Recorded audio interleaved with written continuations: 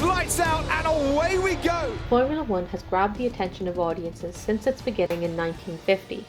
The fast-paced single-seater motorsport is like no other, as its innovations and technological advances continuously revolutionize the automobile industry. Each year, 20 drivers take to the grid to battle it out on worldwide renowned tracks for the championship title. Racing teams continuously work on improving their cars, making them faster and better, overcoming many issues and problem solving. The one more recent issue that all teams are faced to overcome is the sustainability of the sport. Unfortunately for F1, while the popularity of the sport has grown over the years, so has the tons of carbon emissions released by the motorsport industry. In 2018 alone, it was estimated that the sport created a whopping 256,551 tons of CO2 emissions. These figures, alongside environmental regulations brought in by the EU in recent years, has caused for changes to be made within the sport. So it came as no surprise by the end of 2019 when the FIA announced their plans to have Formula One become a net zero carbon neutral sport by the end of the decade. Though what specifically does this mean? For starters, despite already being powered by a hybrid power unit, the Formula One cars will be made to use 100% waste-derived sustainable biofuel to power their engines from the year 2025. While this would diminish emissions from the race cars themselves and potentially lead to greener fuels for the entire automotive industry, power units only account for 0.7% of Formula One CO2 emissions, and so is just a stepping stone to their net zero carbon goals.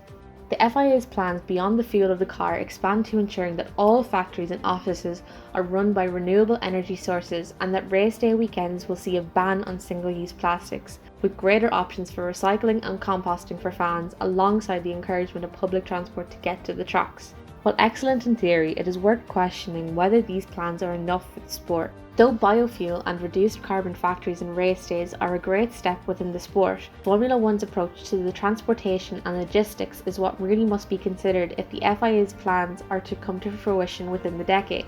Within recent seasons, the sport has travelled up to 22 different countries, meaning the transportation of mass amounts of equipment needed by the F1 and each of its teams for the races to happen, not to mention the 27.7% of emissions that are impacted by all travel and hotel stays of F1 drivers, teams and associates, alongside all of the fans who follow the sport. It is these travel and logistics emissions that have some fans questioning the virtuousness of the F1's green initiatives. Not only does the sport travel to multiple countries around the world, but often it is found that the races can take place from Hungary one week, the USA the next, and go back to the Hungarian neighbours of Austria the following week.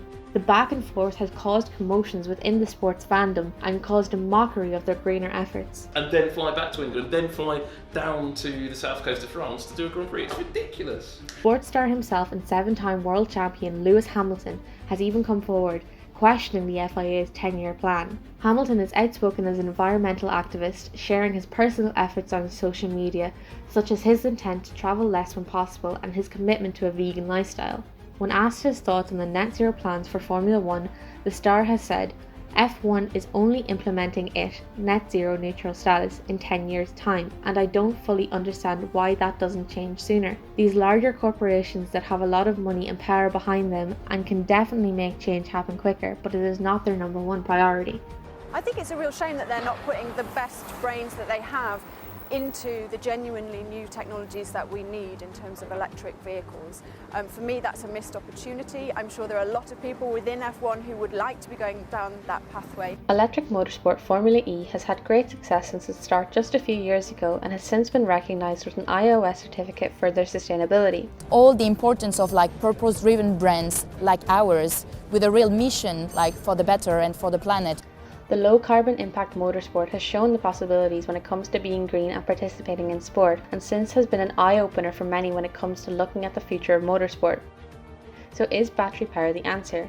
While some think so, FIA's president Jean Todt and Ferrari CAO Louis Camilleri have their doubts. Todt stating, "There is not one electric race car able to do 300 kilometers at Formula One speed today. It could be decades before it can happen, if it does happen." Followed by Ferrari CAO claiming that while the company is looking into electric vehicles, the technology is not yet there and they are looking at hydrogen engines as a more viable short-term option. While there is still much to be considered when looking at the sustainability of Formula One motorsport, it seems as though things are changing to become greener in the industry. The question, however, is if it's soon enough and if more can be done in a shorter space of time. Bye.